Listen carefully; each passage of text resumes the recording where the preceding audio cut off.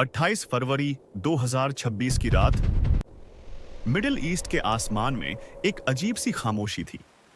समुद्र की लहरें शांत थीं, लेकिन उस खामोशी के पीछे कुछ बहुत बड़ा तैयार हो रहा था। दुनिया सो रही थी, लेकिन कुछ जगहों पर इतिहास लिखा जा रहा था। कुछ ही घंटों में एक ऐसा हमला होने वाला था जो पूरे क्षेत्र की राजनीति और ताकत के संतुलन को हिला सकता था। कई महीनों से अमेरिका और इजराइल के खुफिया एजेंसियां एक ही लक्ष्य पर नजर रखे हुए थीं।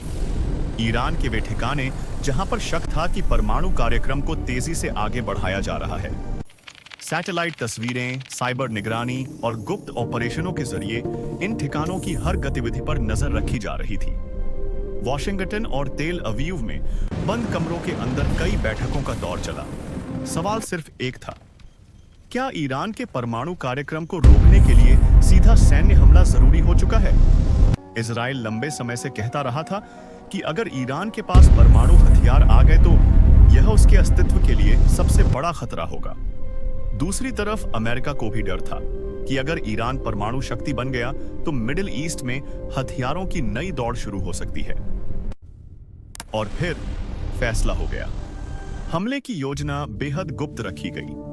अरब सागर और भूमध्य सागर में अमेरिकी विमानवाहक पोत तैनात किए गए। इन तैरते हुए सैन्य शहरों से दर्जनों फाइटर जेट और ड्रोन तैयार खड़े थे। इजराइल की वायुसेना भी अपने सबसे आधुनिक जेट्स के साथ अलर्ट पर थी।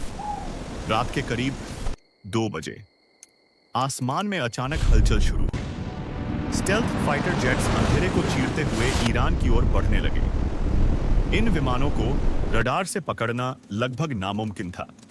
साथ ही समुद्र से क्रूज मिसाइलें भी दागी गईं। उनका लक्ष्य था ईरान के वो ठिकाने जहां पैश और समानाभी परमाणु कार्यक्रम से जुड़ी सुविधाएं मौजूद थीं, जैसे नथांज और फोर्दो जैसे संवेदनशील इलाके।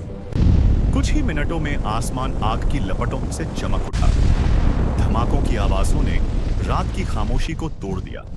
कई सैन्य ठिकाने और बुनियादी ढांचे को निशाना बनाया गया। दुनिया के न्यूज चैनलों पर अचानक ब्रेकिंग न्यूज चलने लगी। मिडिल ईस्ट में बड़ा हमला। अमेरिका और इजराइल ने ईरान पर संयुक्त सैन्य कार्रवाई शुरू कर दी है। ईरान के लिए यह सीधी चुनौती थी। कुछ ही घंटों में ईरान ने भी जवाबी कार्रवाई की चेतावनी दे दी। मिसाइल डिफेंस सिस्टम सक्रिय हो गए। सेना हाई अलर्ट पर आ गई और पूरे क्षेत्र में तनाव अपने चरम पर पहुंच गया। मिडिल ईस्ट पहले ही कई संघर्षों का गवाह रहा है, लेकिन यह हमला सिर्फ एक सैन्य ऑपरेशन नहीं था।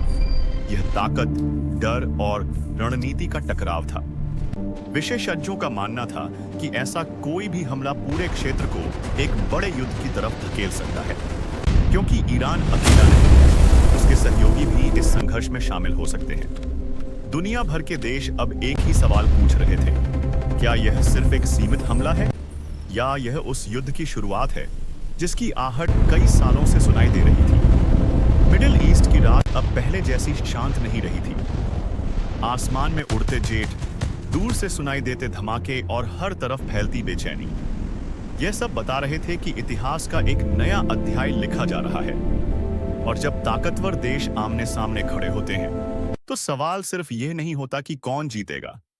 सवाल यह होता है कि इस टकराव की कीमत आखिर पूरी दुनिया को कितनी चुकानी पड़ेगी।